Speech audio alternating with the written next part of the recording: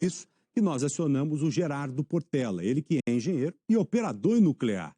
Ele, mais do que ninguém, pode explicar para a gente o que representa esse tipo de risco que estamos tratando aqui. Só que, ô Gerardo, tem uma informação importante que eu faço questão de pedir para que a Thaís Dias coloque para a gente, porque nós estamos ouvindo dizer que os russos tomaram essa usina lá na Ucrânia. E me parece que essa é a informação mais fidedigna mesmo.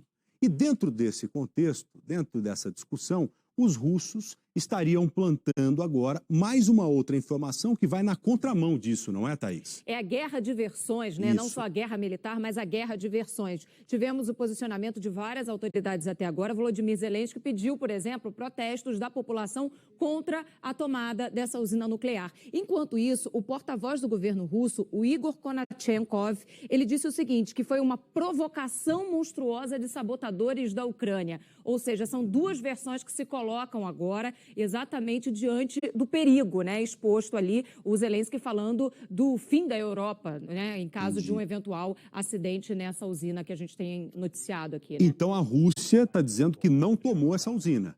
Seria uma ação ucraniana para mostrar para o mundo... Seria uma ação ucraniana. Eles falam que já estariam em volta daquele território ali já há alguns dias. Mas sem jogar bomba. Mas sem jogar bomba. Entendi, agora ficou claro.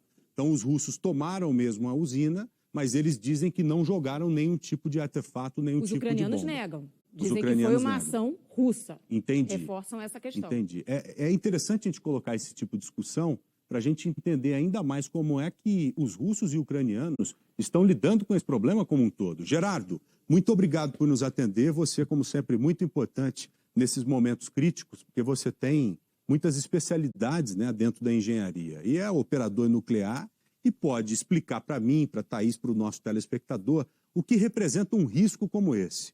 Porque quando eu ouvi o Philippe Quirin dizer que essa usina tem 10 vezes mais potência do que a própria usina de Chernobyl, você fica assustado, você fica chocado. Bom dia, bem-vindo aqui, viu, Gerardo, ao Bora Brasil. Bom dia, Joel. É uma satisfação poder levar um pouco de informação técnica para que o cidadão comum, até mesmo do Brasil, não fique tão preocupado além daquilo que é necessário. Quando se fala que essa usina tem 10 vezes mais potência, é preciso entender que um reator de potência, se é um reator mais ou menos da época em que do nosso reator aqui de Angra 1, ele tem em torno de 950 megawatts elétricos de potência. Então, ele regula entre uma usina de Angra 1 e uma usina de Angra 2, fica ali no meio do seu porte. Isso significa que ele tem capacidade de geração elétrica, de energia. A parte nuclear dele, o núcleo, ele é projetado com aspectos de física nuclear para que nunca, jamais, ele cause uma explosão como acontece com uma bomba. Então, essa possibilidade não existe pela própria questão física nuclear de projeto. Você Gerardo, sempre o núcleo, o máximo que pode acontecer com ele entrar em fusão. Você está me dizendo que não tem risco nessa usina, é isso? De forma clara, não tem risco de um acidente nuclear? Ou eu entendi errado? Tem risco.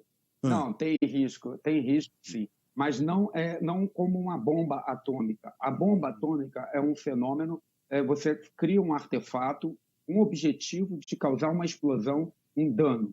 O núcleo de um reator nuclear, não. Ele tem um projeto de física que ele não explode, ele vai sim entrar em fusão. É o que aconteceu em Fukushima, em Chernobyl. Então, ele entra em fusão, ele começa a aquecer e você não tem o controle.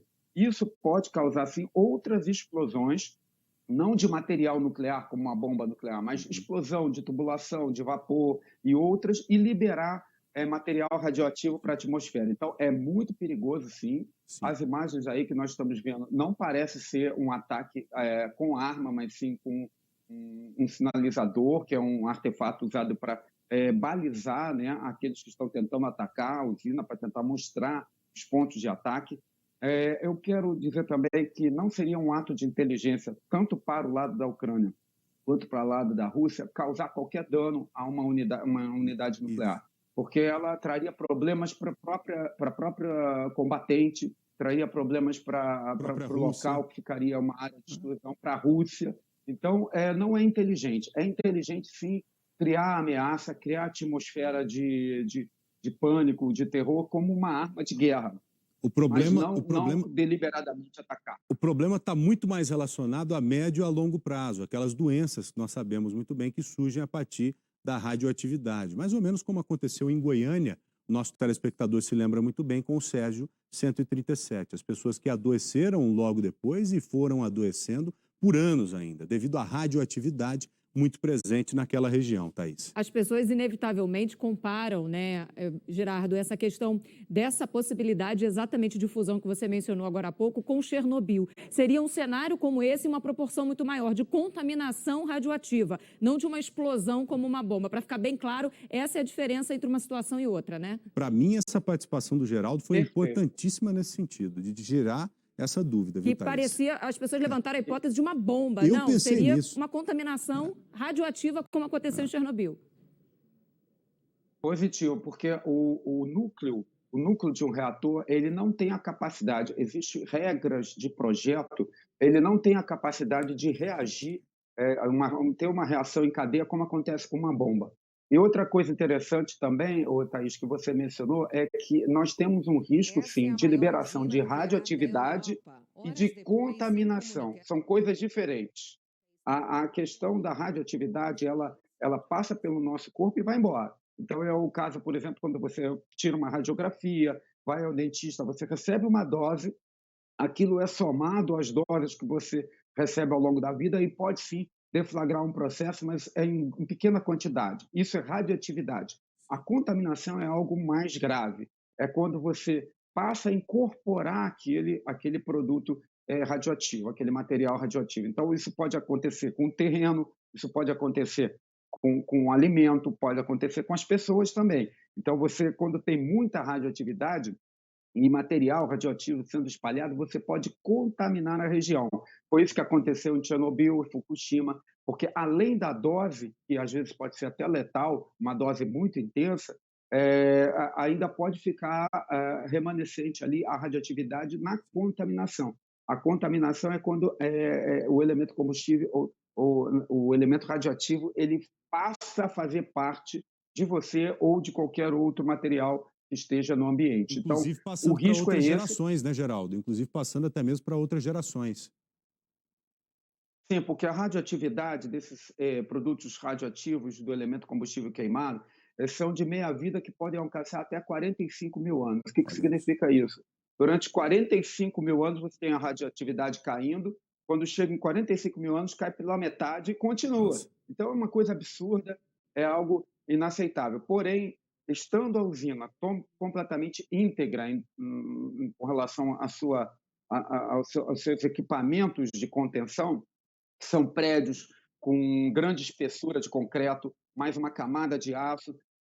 Pode até acontecer algum problema técnico dentro da usina, mas a radioatividade não sai. E a gente tem registros oficiais da Agência Internacional de Energia Atômica que não houve mudança do background de radioatividade na região. Isso é muito, muito, muito importante. Significa que não houve escape de radioatividade, se essas informações forem verdadeiras, e muito menos de contaminação. Bom, a sua explicação é extremamente importante, mas a gente entende também que não deixa de ser grave esse momento, porque um acidente radioativo seria gravíssimo, né? Acho que todo mundo concorda com isso. Não, agora, eu aprendi uma coisa, que se você jogar uma bomba em cima de uma usina nuclear, não necessariamente nós teremos uma bomba nuclear, né? Como imaginávamos. Eu, pelo menos, estava imaginando isso. Então, por isso que é bom compartilhar conhecimento com um cara tão gabaritado para tal como é o Gerardo. Gerardo, meu amigo, muito obrigado, viu? Foi um prazer muito grande te receber aqui. Espero ter a oportunidade de conversar com você novamente. Você que sempre nos atende em várias situações. Um grande abraço, um bom final de semana, viu, Gerardo?